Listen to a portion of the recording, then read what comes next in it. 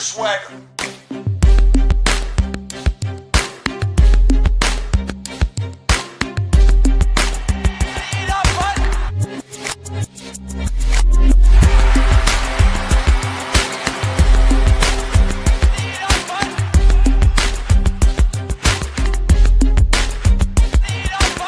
Keep your swagger.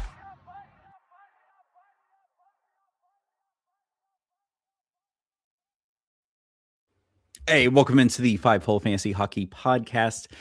We are your hosts, Jay and Alan.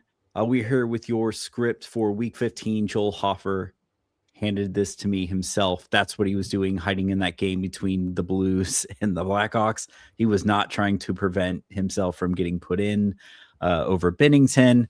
We're here with teams and streams. We're targeting and news and updates from around the league. Jay, did you see the picture of Mark Stone's jersey after that fight between him and Braden Shen last night? Oh my goodness. Like just tatters. Oh geez, yeah. He was really going for the Pirates matey there. It was nuts. And it was funny because it didn't take me long to see a comment about it, but it was just like, yeah, man, this is I think kind of what we all expected Fanatics jerseys to be, but it was just like, man, I'm surprised it took this long for it to happen. It reminds me of the time his wife wore the LTIR jersey as well. It was just like just all the shit. Oh, this is it. Well, they changed the LTIR rules, so he can't even like try to get himself hurt and then come back for playoffs. Not to mention you have the Olympic break. Come on. What are we doing here? But yeah, before we get into the show, as always, feel free. Follow us on Twitter. I have been a lot more active there. I'm trying to post the updates like Yahoo updating their position eligibilities, news updates. Trying to start just legitimate fantasy discussion. Nothing too fancy or serious. You can join us in the Discord. Jay and I or whoever, lots of people out there are open to help you. So yeah, quite the eventful 24 hours. Yeah, we've been on the show quite a bit here. Discord community, over 3,000 members here. And yeah, make sure to like, subscribe. He is us here on YouTube or wherever you get your podcasts for you audio only people. Let's get into it. So stories, headlines. Definitely want to bring this up because it's just been, I don't know, just weird. So New Jersey Devils. So what is going on? Try to dive a little bit into them. So they are currently, they're playing right now. So who knows, this will affect some things, but they are currently, before this game, 3-6-1 in their last 10. Pretty just anemic. 1.7 goals for per game over the last 2 weeks, minus 15 goal differential. Just getting pretty caved in, not scoring. But they are out shooting their opponents, almost 34 shots a game against 34 shots against. But they're shooting at in just a dismal 5.1% shooting percentage. So not good. So this is something I found just in Twitter the last couple of weeks is they have one of, if not the lowest shooting percentage in the league right now. So this is just even before Jack came back, if you haven't tried to buy low on Devils players, this was, I think the window's still open here. Their last 10 games, their team save percentage has dipped from a 912 to an 889. That's, I don't know. I'm not great at math. I just pretend to be on a fantasy hockey podcast. I think that's like a 30% dip in your save percentage. That's bad for 30% of anything. And then big boy stats here. I'm putting the stats pants on. I won't launch into a statistics lecture, but according to this Corsi guy, they're in the since Christmas break returning from Christmas break. They are, and this is Corsi for percent, not per 60, whatever, for those of you playing along at home. They're in the bottom half of the league in terms of controlling play, but they're ranked higher than some of these other teams that are actually winning games, such as the Kraken, the Oilers, the Leafs. And then 4 of those teams are actually getting some decent goaltending at the moment.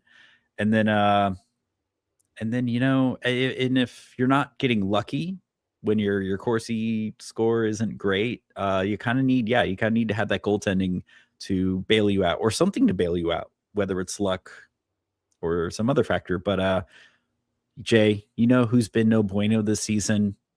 Jacob Markstrom. A guy who's just been, I don't know, rock solid, and it sucks for him because this is last year of his contract. But just a guy who's typically been 55 to 65% quality starts down to 32%, and then maybe has like 10% roast beef sandwiches or really bad starts. I hate that it took me that long to figure out. Those had the same initials. 32% roast beef sandwiches. So he's just a third of his starts are bad.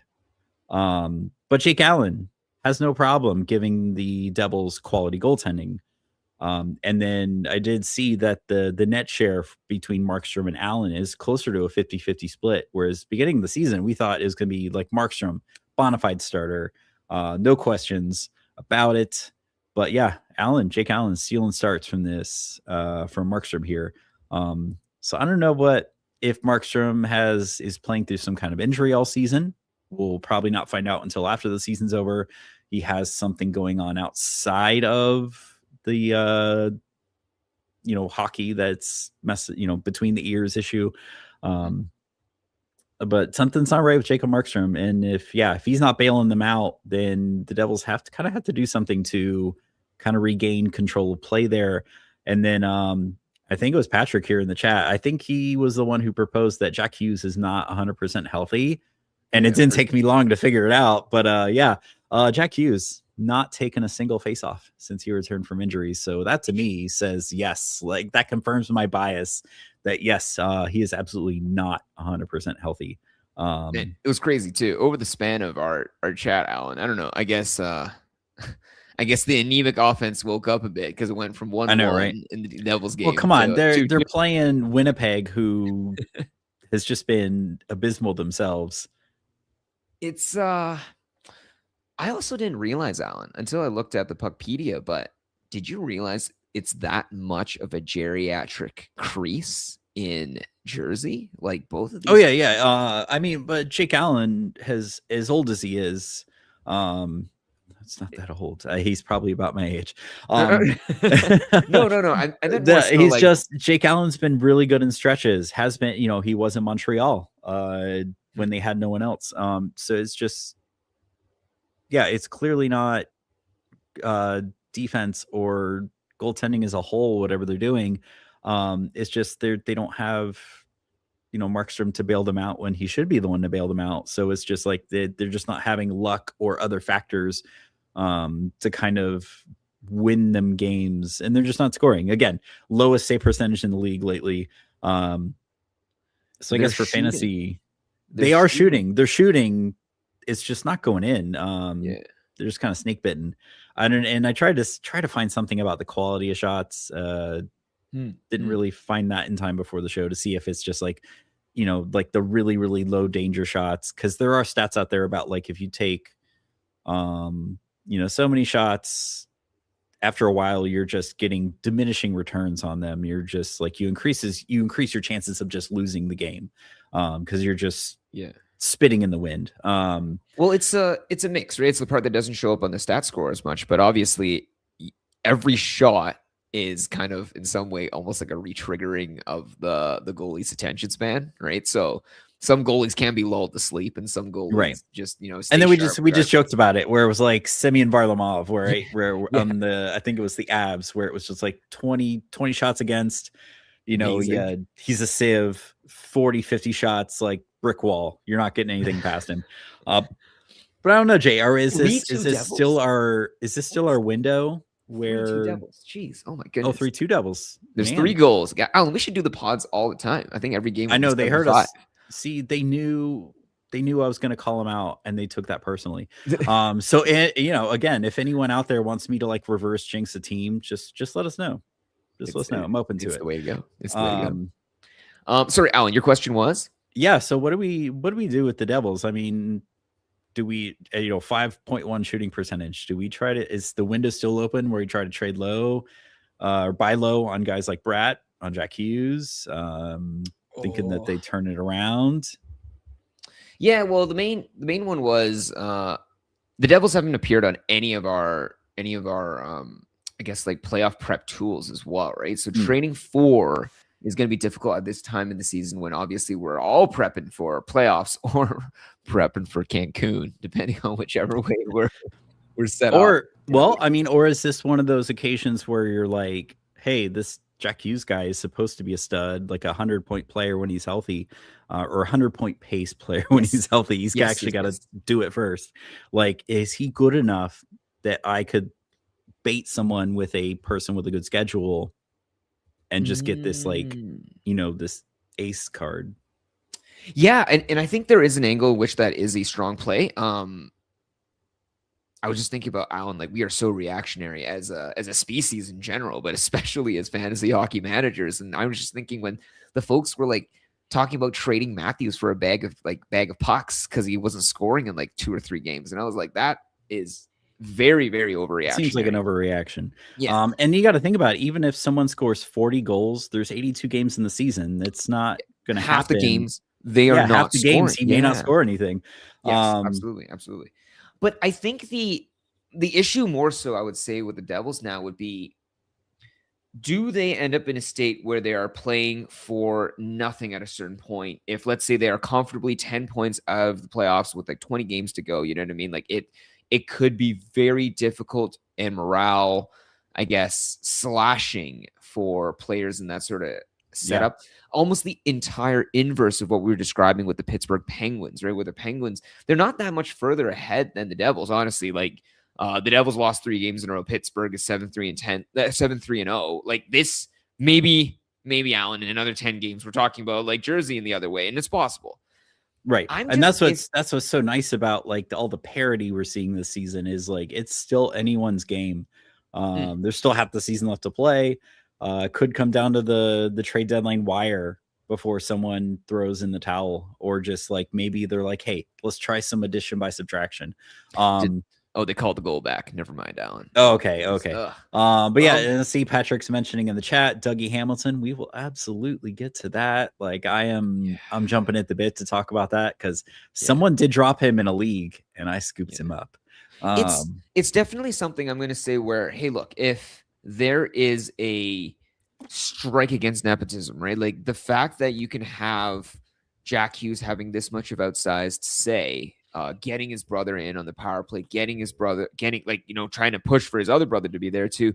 I think it's a funny like quirk all around. But yeah, like if this is something that in the locker room people would actually have affronts with, then that's not exactly the kind of locker room environment where that's where you can throw analytics at things all day long.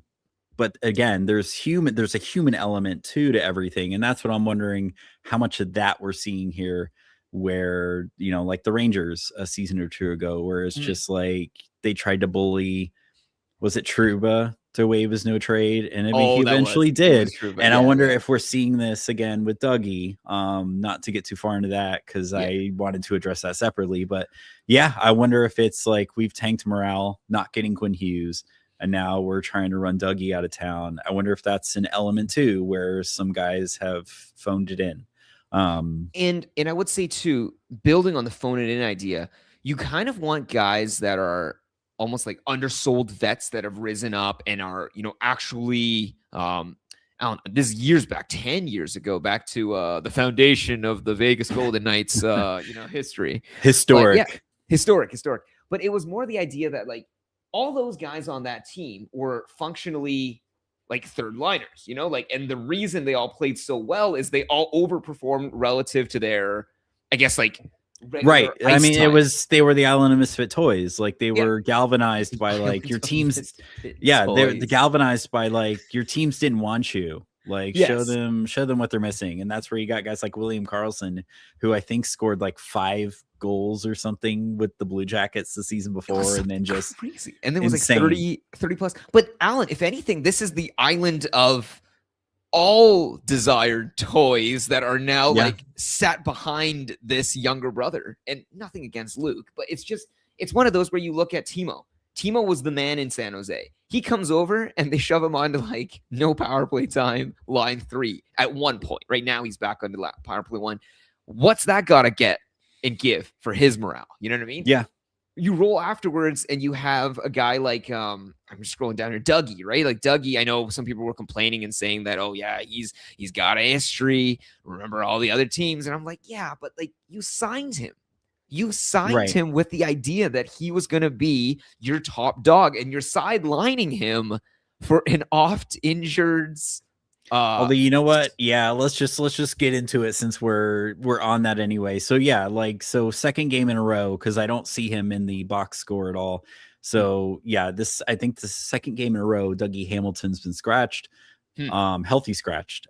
He was in, I think it came out yesterday or something that it was like he was told he's not playing because Kovacevic was back in the lineup, who is probably a nobody. And again, this just all really sounds like a really messed up way to get him to waive his no trade clause.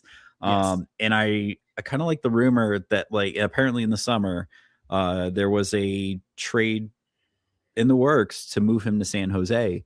But of course he wouldn't waive trade protection to go there, and rightfully so. I mean, these guys, like you said, Jay, they sign these contracts in good faith, and then these owners have just the ability to do just messed up stuff to get them moved out. I hope the Players Association kind of does something with that. It's also one where I think I don't know how Tampa is in the locker room setup, but I do know that people were even rumbling about back in Core 4 days in Toronto that it was so toxic where everyone viewed those 4 players as kind of like planets and stars and everyone gods among men. Yeah, and it was everyone just kind of revolving around them. Everyone kind of knew too, contractually and contract wise, there's no way that other guys would be more. They wouldn't stick around longer than those 4 guys would. Now, when you're looking at this sort of team, I'm saying, hey, look, like, why in the world, if I just spent all this cash to sign Dougie, are we acquiescing to this, Jack Hughes dude over me, over him, over Timo? Over... And I mean, we knew there would be a point in time where Luke kind of took more of the duties. I mean, that was possible. But did we? You know what I mean? I don't know. It was an eventuality, right? Like Dougie's going to get older, but spent quite a bit of time on this. So just to wrap it, move on. Pie in the sky, Jay. What team would be just like the craziest, like most endorphin-inducing team for Dougie to land on from a fantasy perspective? I think it's got to be from a fantasy perspective, right? Because I know we like salary cap, like just out of your mind, like salary cap out of your mind. Yeah, if you hold Dougie and you find out he gets traded tomorrow, like what team would just blow your mind if he gets traded to? Well, it's got to be a team that doesn't have a power play 1 guy. It's got to be a team that is competing hard, and it's got to be a team, or I guess it's any team where he has free run and free reign, right? So, shoot, that rules of the Minnesota team because now Quinn is there. Just glancing down, Alan. I guess is it San Jose? Like San Jose would be one. Dude, honestly, as soon as I saw that, like, kind of start, surfacing on Twitter, I'm like, ooh, I like that, because I mean it's an actual defenseman for them, and I think he is an upgrade over Klingberg. Definitely over Orlov for running a power play. Yes. And I mean the Sharks are still competing for a playoff spot. Like it's not like the Sharks are not a contender right now. I know, Patrick. It is. When I heard Alan say that, I was like, that is crazy too. But Alan's not wrong. Like technically the Sharks are a contender. Are in Pacific condition position, right? Yeah, they're the 3rd. I don't know. Alan, everything about this season is so topsy-turvy crazy. I don't understand what's happening. Why are my Leafs still at the bottom hanging out? Like they're ready to get swept away, literally as their namesakes. But it's horrific. Yeah. Yeah, man, we spent way too much time on that. So we'll skip my one thing I had there. So kind of an interesting development in the Allmark Senator saga. So we got James Reimer set to an AHL PTO. And it sounds like the assumption is he will have an NHL contract incoming. Sounds like the expectation is he will back up Allmark. I kind of rolled my eyes at this at first because I'm like, dude, like, come on, give it up. Give it up. But he does have a career 910 save percentage, which I'm sure a lot of teams, Edmonton, would kill for. And then he'll be playing behind much better teams than like the Sabres and the Sharks and the Red Wings of like the last 2 to 3 years. So yeah, given what Marilainen and some of these other goalies on the Senators have shown us, they could do a lot worse. This could actually be good for them. Yeah, Reimer. I mean, Reimer still what Optimus Rhyme, right? I think that's the I guess the not the joke, so to speak, but that was his namesake for a while. He can turn it on. I think Yeah, the issue I is mean, even in Florida, I was just like, dude, I remember him getting lit up all the time. What are we talking about? And I was like, oh, his career his stats. his career stats are not that bad. Right. And then How does he do just this out though? How does he I manage know, to right? convince us year in year out that it's like, yeah, this is the year? I don't know. He is actually looking at his entire stake in the league so far. He's had a fairly journeyman career after the Toronto series. Oh, sorry, after the Toronto time. And yeah, I don't know if he's And that's what it's like. He's done this in spite of some of the teams that he's played behind. So yeah, sure. I mean, especially I don't know what's gonna happen with Hallmark, man. I don't this is I'm sure this is speculation. I don't think it'll actually happen, but I did see like one rumor that was like Binnington for Allmark 1-for-1. I'm like, what? right. No. I don't think that's what's gonna happen here.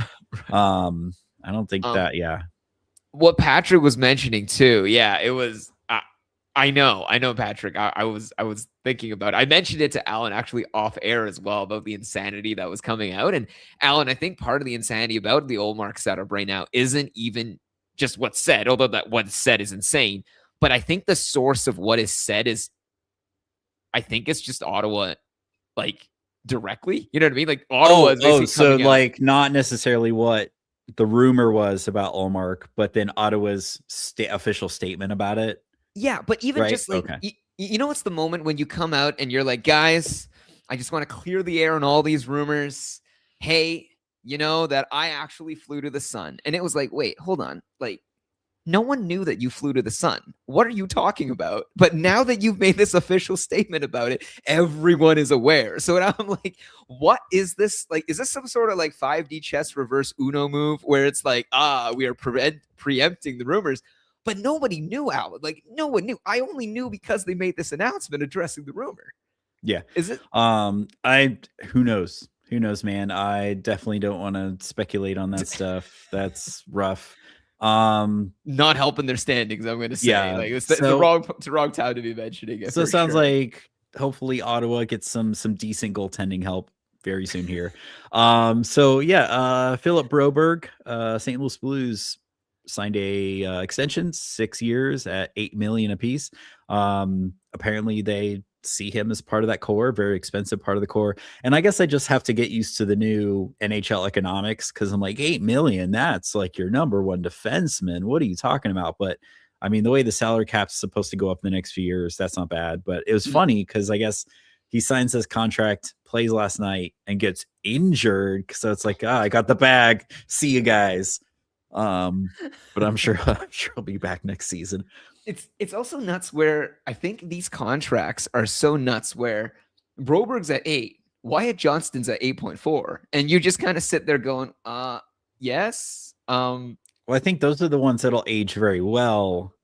Given how much the cap is supposed to go up, the last year and the next couple years. I mean, Alan, I think the Wyatt Johnston one's going to age like fine wine. I don't know if the Broberg one necessarily could age like that. Could age like milk. I mean, they say, they view him as a top 4 defenseman. I mean, maybe not your power play quarterback like Norris, And the Makar Trophy. They really should just call it the Makar Trophy, and everyone's just hoping to get a vote. But I mean, it could be with the Werenski from last year. But yeah, you're right. It's bizarre, Alan. I think the thing is these deals right now, everyone's kind of like bet in, but I definitely see this one aging kind of similar. Well, actually, I was going to say aging similarly to the Darnell Nurse one, but I realized no, because Darnell Nurse is still higher than Broberg's right now. Yeah. So maybe it might age a little better. But I was saying that contract's already aged like sour milk. As soon as the ink wasn't even dry. But yeah, let's move on to injuries here. So Carter Hart, week to week after that upper body injury in Thursday's game against the Blue Jackets, it was hard to tell like what the actual injury sustained was. It was just pandemonium in front of the net there. So yeah, Akira Schmid probably going to get the share until Aiden Hill comes back later this month. They did recall Lindblom. And I was going to say too, it's not like Carter Hart, like play wise, was necessarily covering himself in glory, right? So this is like Godspeed for his recovery. And then I hope also the talent on Carter Hart is should far supersede what he was displaying on ice. Yeah. And then Connor Bedard did return Friday, but it was announced, or Jeff Blashill did announce, that he will not be taking faceoffs for the foreseeable future. From a fantasy perspective, that doesn't really do much unless your league counts faceoffs, but I don't know. I feel like to me that indicates he's not quite 100%, but also, what are you going to do? What are you going to do? Right. Yeah. And then next up, Corey Perry returned from his personal leave, caring for a sick family member. Some of you people need to do better when reporting on that. Shea Theodore returned last night, which doesn't have much fantasy value, given that Vegas is typically running that 5-forward power play. He did have a goal last night, but yeah, I'm just not super stoked on Shea Theodore, but hey, still somewhat fantasy relevant. And Travis Konechny, what a roller coaster. Day-to-day with an upper body injury from Thursday's game. Looks like Michkov got his flowers, moved up to top line. But that game against Tampa didn't really do him any favors. But he did practice in a regular jersey today, but then got hit in the knee with a puck or something crazy and then left practice early. But sounds like it's a non-issue, but he practiced in a regular jersey today. It sounds like he could be good for this week. And then last up, Thatcher Demko, to the surprise of no one, suffered a lower body injury in the first period of last night's game. Will be reevaluated over the next few days. Now, earlier today, the Canucks did place him on IR, retroactive to yesterday, which seems weird because usually when they do retroactive IR, it's to like a week or something. It seems like way too much work for a paper move. I don't know, Jay. So Lankinen obviously going to get the volume here. Are we as interested in a Canucks club without Quinn Hughes? It's a toughie too, right? Because he's definitely going to get so much rate volume. My issue more so is, I even remember watching that game before with the Canucks. Obviously, the Leafs were there, drove a lot of eyeballs as well. But I didn't like the idea of like the late penalties and the late goals, because I think that's what kills, right? Like if you get the rate volume and you lose like 3-0, it's terrible. But then hopefully the rate stats still give you enough. But like taking a dumb penalty in like a blowout game is so bothersome to me. Like it's just, I would take him if you need the start, and I would definitely not be looking to hold on to him anything further than a good week. For me, this is like I'm looking elsewhere. Like I don't want the next man up on the Canucks, especially without Quinn Hughes, and especially we don't know how long Demko's going to be out. He likes to do this a lot, and then this team is definitely on a trajectory to sell. Like they're only going to get worse. So yeah, I don't want Lincoln in. I don't mind the other components so long as you don't have like plus minus. Like none of the skaters can actually actively hurt you. But I think the goalie ends up being I mean, Alan, like truthfully, he could end up winning a game, and I think like all his wins are going to be like heroic victories. I don't know if we have any Shogun or Total War fans on the pod, but yeah, like so it's going to be heroic victories whenever the goalie does something. But it's It's just And yeah, brutal. like what Patrick said, the fact that they almost immediately within 24 hours put him on IR probably means it's no bueno. Agreed. Going to be out for a minute. Well, I think IR is at least a week. So 4 games? 4 games is it? I forget. I think LTIR is like 24 days, something like that, much longer. But yeah, just regular 7 IR days. 7 days is a week. Yeah. 7 days. So yeah, with that, let's move to the schedule. Pop up the game grid here. So this week, not too much of a different week from any other. So again, like we said in the shutdown shift, Monday, technically a busy day, but probably just set your lineup a little early, see what you're working with. 9 games on that day, and then typical Tuesday, Thursday, Saturday are your busy days. Wednesday, Friday, Sunday, you got your like a handful of games that day. But best schedules, games played. Edmonton leads the pack with 5 games. This is one of those rare weeks, and then 12 teams with 4 games.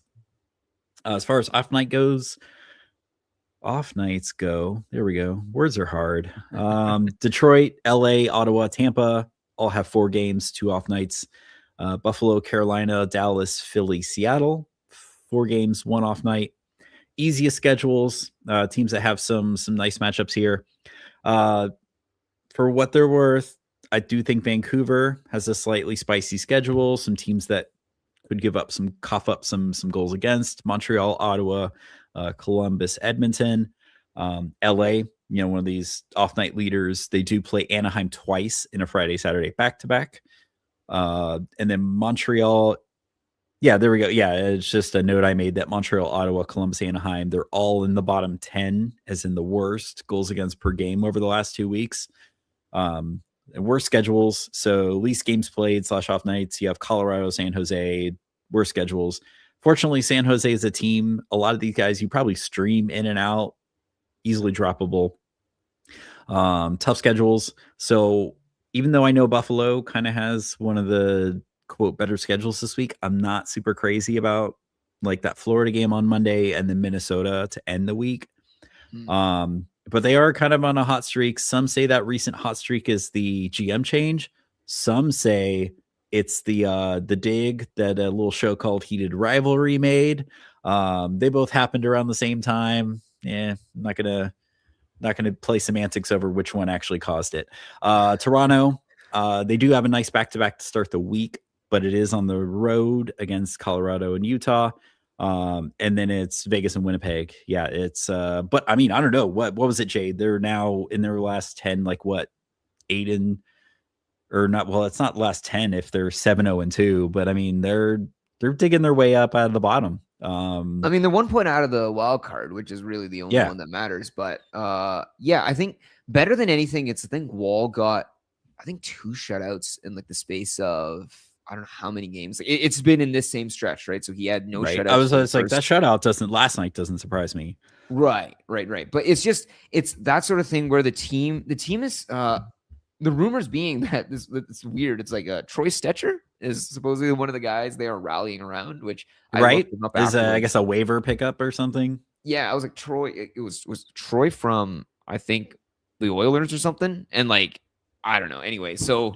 God, I love it wouldn't surprise me the Oilers like mismanage some kind of asset like that, or again maybe just the change of scenery. I think they said it was a system. They said it was a cap move basically. Okay. So they had to make some. Yeah, it was a cap move to free up space. But yeah, like supposedly this guy of all guys is locker room idol. I don't know how you frame it, but yeah, like I guess the stats bear themselves, like 7-1-2 in the last however many. Okay, that means 7-1-2. That equals 10. I'm not great at numbers, but that makes 10. But the nutty part is that means that 9 out of 10 games there was a point acquired at least, which is showing out and bearing out to be huge differences compared to say, trying to like pick on. Was it them or was it someone else at the beginning of the season? Like they were losing in regulation, which was hurting them because they weren't getting that.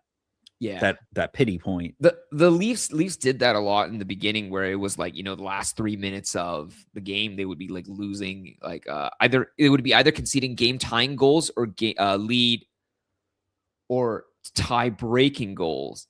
And, like that's exactly where the loser points. Like Detroit, for example, right now is how many points ahead of Toronto? 7 points. I think they have like three odd games where it was, like one of those game tying or whatever goals. So then you take those 6 points and you give it to Toronto, and Toronto flips in terms of positioning with how compressed it is, right? So yeah, it's one of those where Toronto was doing and being on the wrong side of a lot of those. And actually, now that I'm looking at the standings, Detroit's still doing that. They're still on the good side of all those I guess like game flippy games, because they're ahead of the Lightning, but the Lightning have a 36. The Lightning are better by 36 in terms of goal differential, right? So Detroit is basically just being on the good side of they're all one. those Yeah, variances. they're one of the teams. Again, they're one of the teams that are kind of getting lucky, but they have John Gibson, who has been just kind of what a lot of people thought he would be on a team that wasn't the Ducks. But yeah, Alan, also, Tampa's won 9 in a row. Like no one yeah, man. mentions. And No one of one- the no there one's- was a game against Colorado in there. Does that what? does that? I thought Okay. Colorado was good or something, man. Like, what's going on? Anyway, let's move on to the waiver wire pickups. Tier 1, obviously Edmonton belongs in here. They Yes. probably belong in their own tier. I don't know. Can you say tier 0? Tier 0. S tier. I don't know. S tier. There we go. We're going, from numbers to letters. They're S tier.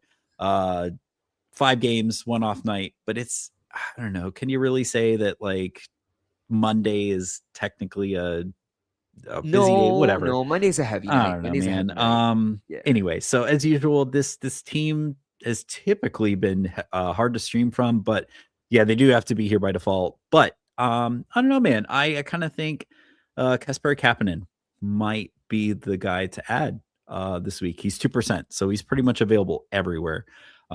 He is back from injury. I don't know. I forget who I was listening to. It might have been 32 Thoughts or I forget who it was. I guess the front office expects him to be some kind of like 20 goal scorer or something. I don't know. I remember, I think when he was on the Leafs at one point, like he up and down the lineup there, whatever. But anyway, he is playing second line with Draisaitl, and he does have 4 points in his first 3 games back. Not a bad start. I think, I think he might be the guy. A little hot right now. Getting the ice time might be the guy to pick up. And you also have obviously Podkolzin, 3 points in his last 3 games, but he had goose eggs in like the 8 games before that. So I don't know. If he was a little hotter right now, I feel like he might be the guy. But Czech Roslovic, he is also back, but he only has 2 goals since his returning from injury. He's ice cold in his last 4, but he is getting 14, 15 minutes time on ice. You can always just go check on Matthias Ekholm, 45%. But yeah, man, someone, I don't know if it was Patrick in the chat here or if it was someone else, but it was pointed out that Jake Wallman has been practicing at least since I think Monday the 5th. Could return this week, could be a sneaky grab. I think on the season he did have something like 10 points in 17 games. He is not the Jake Wallman of the San Jose Sharks, unfortunately, on this team, but could be a sneaky ad for this coming week, especially a defenseman. You're going to be able to fit them much easier on the busier days. Anyone you're eyeing there, Jay? Yeah, no, my only thing and gripe against the Oilers stream, and I think at the end of the day, the Oilers stream is valuable. There's an additional game compared to every usual week, is that they only have 1 off night, and the off night is actually on the least desirable off night, the last Sunday off night, right? So my only thing with streaming the Oilers is like any listeners there, please go forward and actually start you guys and check to see if they can fit on your rosters and lineups first, because all the Oilers are already taken up, the ones that are valuable, that are going to be, super valuable to stream. So then if you're trying to get additional value, you're really only getting value if they play, but then they might not play if 4 out of the 5 nights are heavy nights. So if anything, I was saying like this week might be a week where you do the back-to-back ladder. So then like back-to-back ladders, like you still could start with Edmonton, for example, right? Like they have the front loaded back-to-back. But then like just check any of the other teams that Alan mentioned as having that sort of I guess like Monday, Tuesday And there's back to back. there's a few of them, especially this next team Yes. looking to get into here. Yeah, there's a few of them. Yes. So yeah, next up in tier 1 here, I have Tampa, and I don't care if you cry homerism.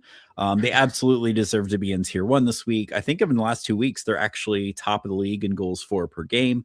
I think it's kind of a shame that John Cooper is getting snubbed in the early Jack Adams voting for getting the team where they are with pretty much an AHL defense. I mean, like Hedman and McDonough have missed just huge stretches of this season.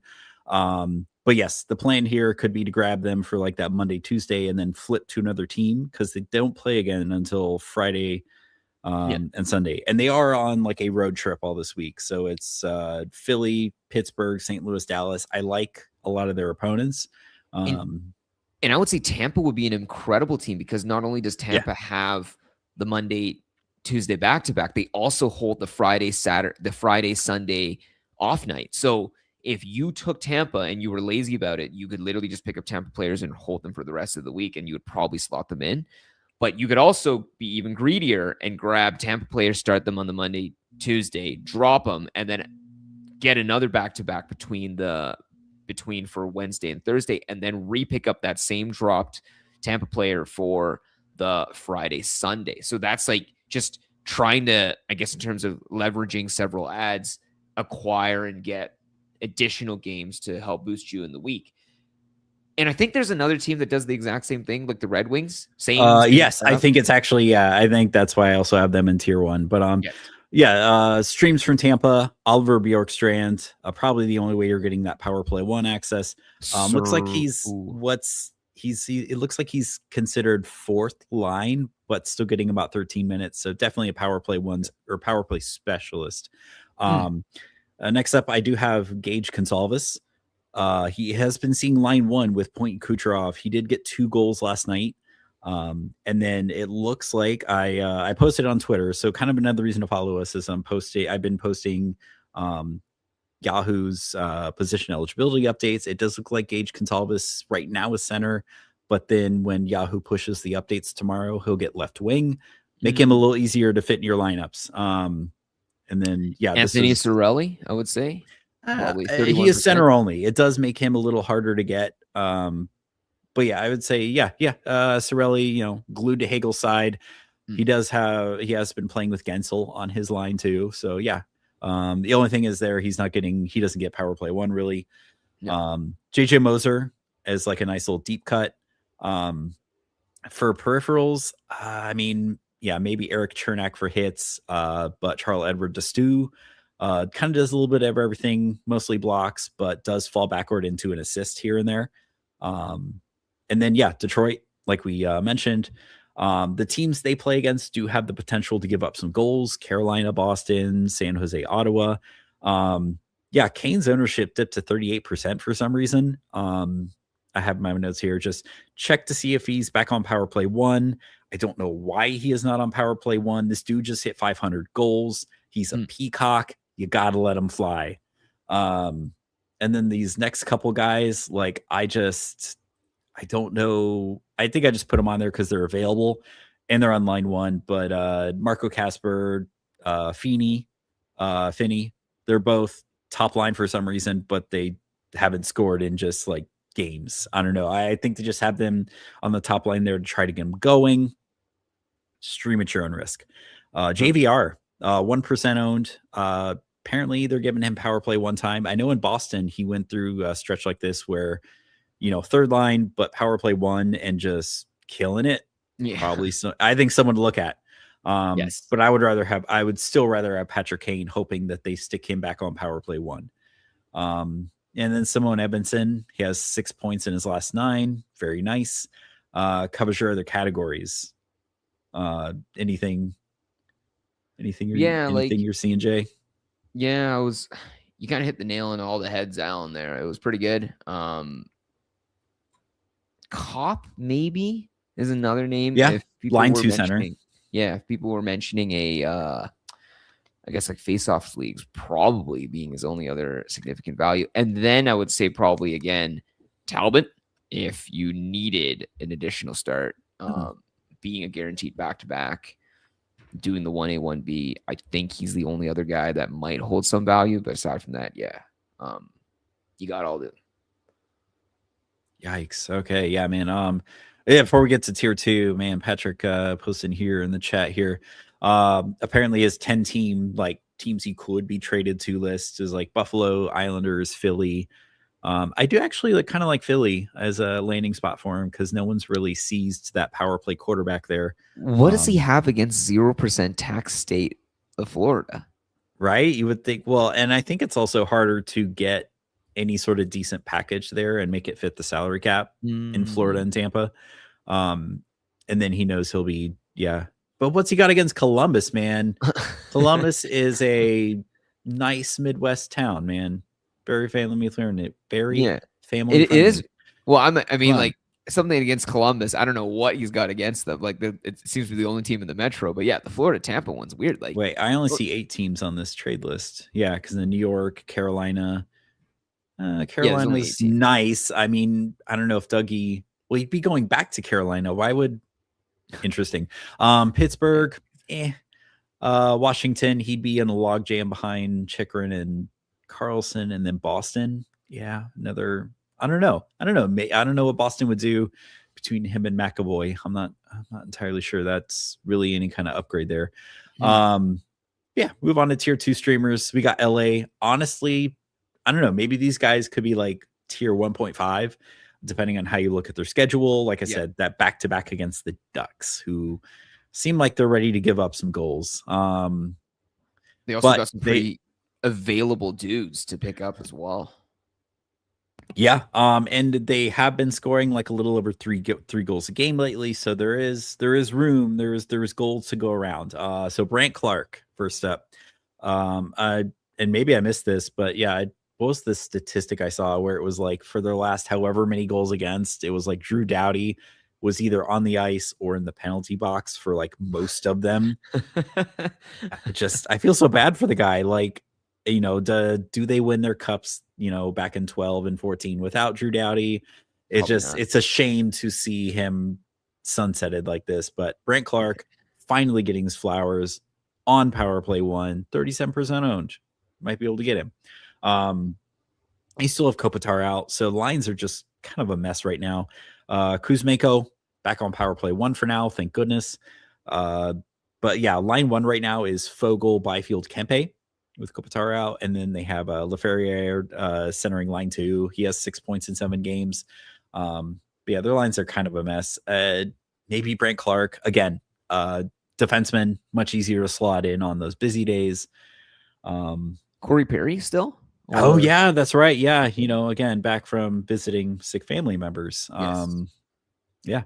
So Seattle again, nice team to stream from, and I think they're worth like maybe an extended hold because I was looking ahead to week 16. And Seattle again, one of the better schedules. They've actually made it a nice improvement in their scoring since the Marchment trade. Oh man, I need to. This is what I hate about being like, you know, sort of go get them on getting notes done in advance because this all changes in like a day. But anyway, so yeah, Ely Tolvanen, I do like his scoring touch there, along with you know, category coverage. You could call him a multi-cat monster, if you will. Eberle currently out. Watch for him to come back. Jaden Schwartz was activated from IR on Saturday. Watch for his deployment. It looked like it was hard to tell because there really wasn't like a real definitive amount of power play time on ice in their game last night. So it was hard to say he got power play 1. You're going to say Freddie Gaudreau, aren't you?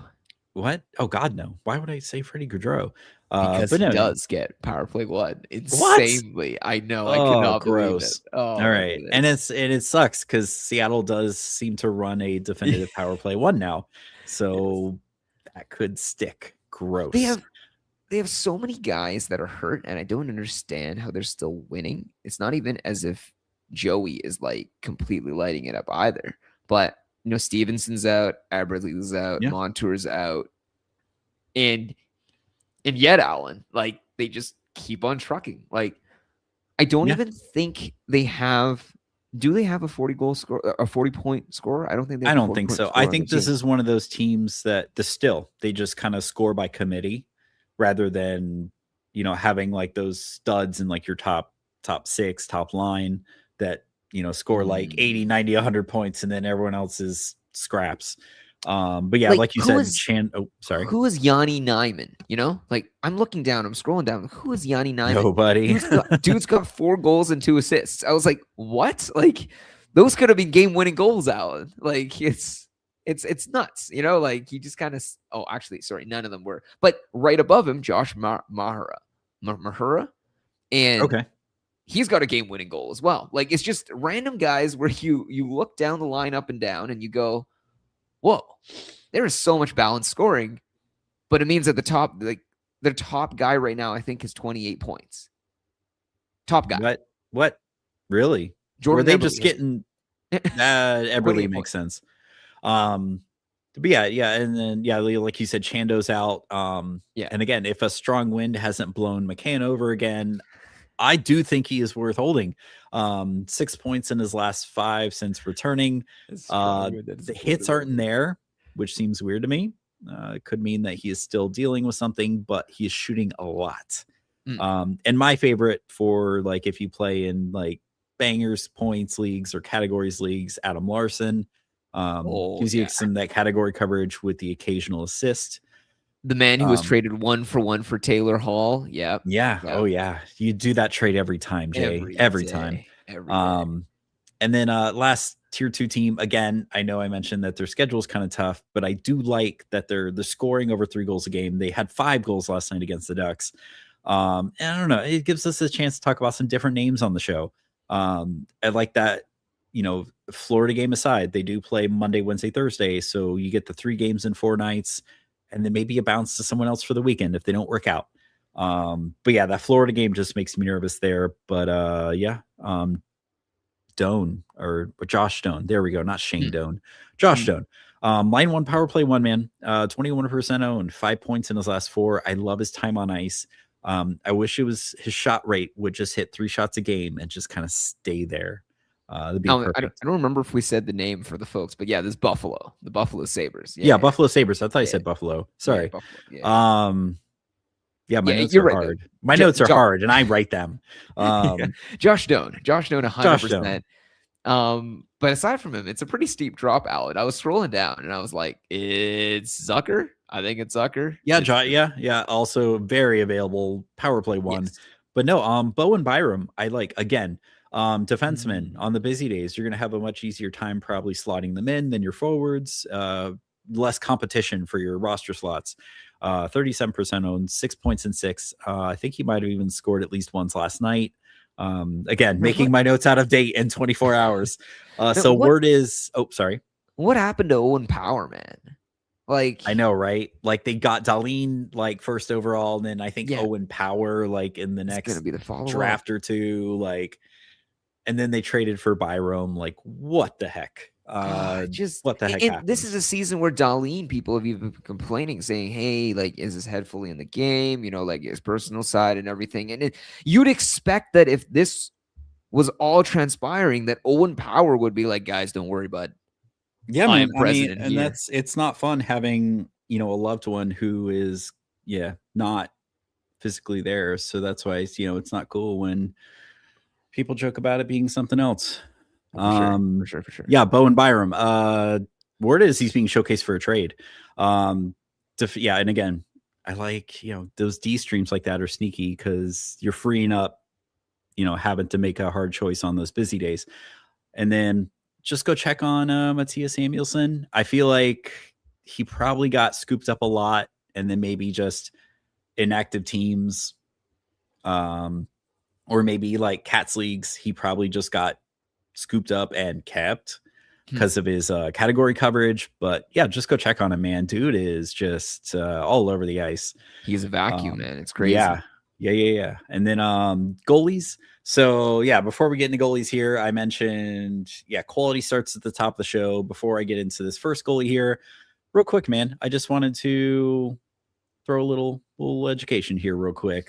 So what is a quality start? So yeah, duh, Alan, it's in the name, quality. But the textbook definition, did the goalie give their team a realistic chance to win that game? Was it the goalie's fault that they won or lost?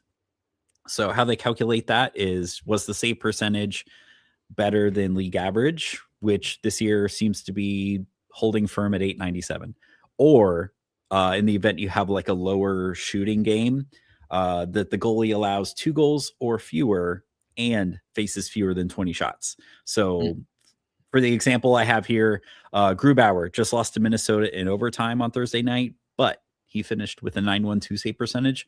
That's a quality start, whether he won or lost or not. So with that, first up, Philip Grubauer, man, 24%. I'm surprised his ownership isn't higher. Seattle does seem to be running him and Joey okay in a 1-to-1 tandem. Gru's been having himself a little stretch. Decord started last night. So yeah, in his last 4 wins, 5 quality starts. Before that Minnesota game, he had like 1 goal against, like save percentages all above 960. Was just Vezina caliber numbers, just amazing. So I would not let that Minnesota game deter you too much. But yeah, maybe just not like going to get you volume, but get you really good starts. So this week, especially Edmonton goalies, they're, for what they're worth, they're out there. I'm not personally chasing them. I have Jari in IR in a couple spots. He is 51% owned. It sounds like he could return this week. That was the latest update I saw, but Connor Ingram, 20% owned, I think because he started last night. Calvin Pickard, 9%. Play a churn risk. Just go check on UPL. Ukko-Pekka Likunin, 43%, 4 wins, 4 quality starts in his last 5. Stonks are up on him, man. And with Buffalo actually in contention, weirdly enough, maybe he doesn't get traded after all. I don't know. And then I had to skip this segment for the sake of time at the top of the show, but I kind of wanted to get into Montreal for a little bit. But first time I'm going to say this, but Fowler kind of might be the goalie to hold in Montreal. In the last 5 games, Fowler started 3 of them. It was every other game.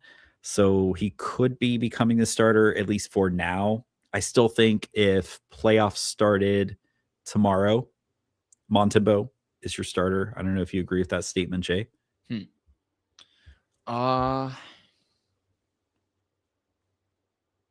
I don't know. Man. It's a weird one. Let's see. 889, 869, 908.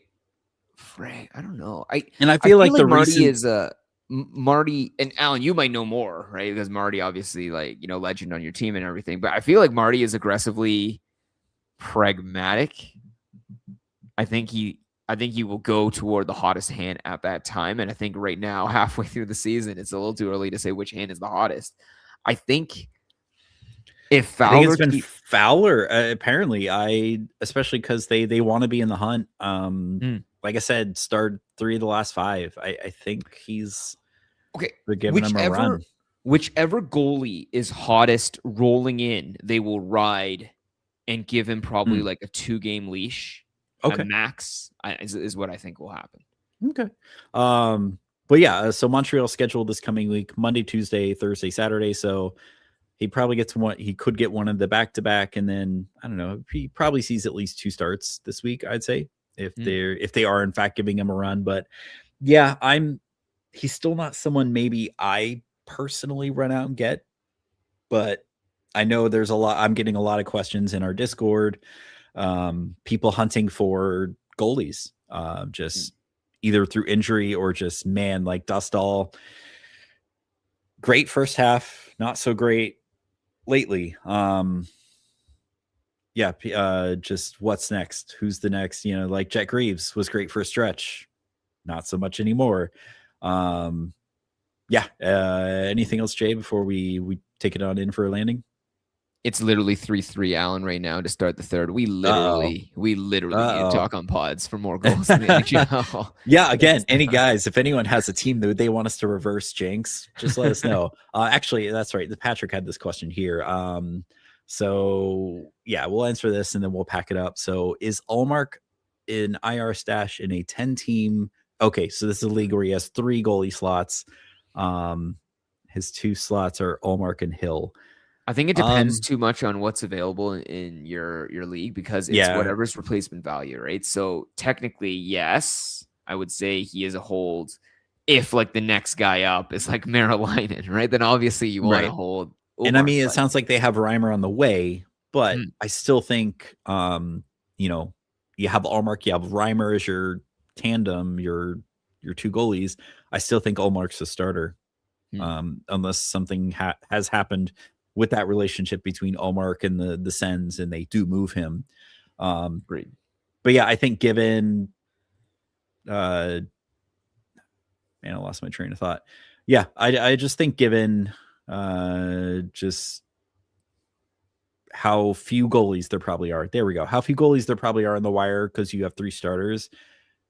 Even in a 10-team, you probably got to hold someone like Allmark.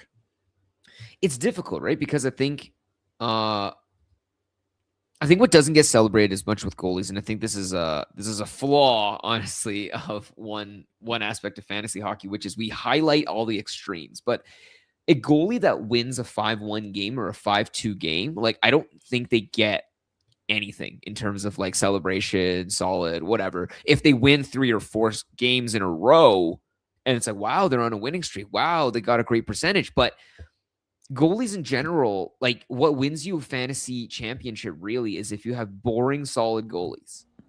If you have boring, solid goalies, you'll get your way through. And so I think right now, we might only talk about a goalie if they get, you know, like lit up like a Christmas tree, or if they get a shutout, which is rare. But like, I'm just looking right now, Alan, just even at our league, like, if you have a goalie like a Scott Wedgwood, like, you probably are in pretty decent shape to be a championship contender. If you have a goalie that you didn't put any draft capital in, but you still managed to get solid value like Spencer Knight, he's day-to-day now, but still, like that's amazing value. Other goalies I would think too, if you have a Vazzy, right? If you didn't give a lot of draft capital to get Vazzy, just like a solid workhorse all the way through. These are the kind of goalies that you want to target, right? These are the goalies that you want to hold. At the bottom of those ranges exactly falls those guys that we are complaining about, right? Where do we think Allmark gives you enough day-to-day 2-goal games, like 2 goals conceded, where it gives his team a chance to win, and it gives not just his actual hockey team, but your fantasy hockey team a chance to win? I don't know, Alan. I think I've seen a lot of games where he gives up 4 goals, and I think that just tanks you. So maybe he doesn't. But if there's no one else that you can get that could replace him, like, I think if you have Stuart Skinner, I would probably take a Stuart Skinner over an Allmark. But how many Stuart Skinner equivalents are just hanging around in your wire waiting for you to get? You know what I mean? Right. Yeah. And yeah, this is why, I feel like we're getting questions on what goalie to chase. But yeah, I'd say hang on to Allmark, especially in a league like that where your goalies are probably snatched up quickly with that many active goalies. And then, Patrick, real quick, asking if he wants to try Wallman this week. Would he drop Dursey or maybe Clark? I don't know, man. With the Kings schedule this week, I would hang on to Clark, and then Dursey we know is kind of unsustainable. Bleh. Dursey's got all the heavy nights this week. Yeah, and he's got 3 games. I think so. The only issue with Dursey is you're realizing that the week following, I'm just going to double check that following week for the Mammoth. Oh yeah, because I think Utah has one of the I would do it. Schedule. I would do it because the Mammoth play 3 games this week and then 2 games the next, right? Yeah. So I would definitely. And then again, depending on your playoff format, Utah has one of the worst schedules. So it's just like, cool, man, poison pill. You can take Dursey. That's cool. Yeah, for sure. Patrick, I would 100% do it. But yeah, we'll go ahead, bring it on in. Thanks everyone for tuning in. We'll be back Wednesday with the shutdown shift, and then I have a wedding to get to down in Florida, so the week 16 script will be a little weird. May just be audio only. We'll see. But yeah, and then Jay will be back for the for sit start by himself. So take it easy on him. Thanks, guys. Good day and good mental health. Sounds good. We'll pick y'all up later.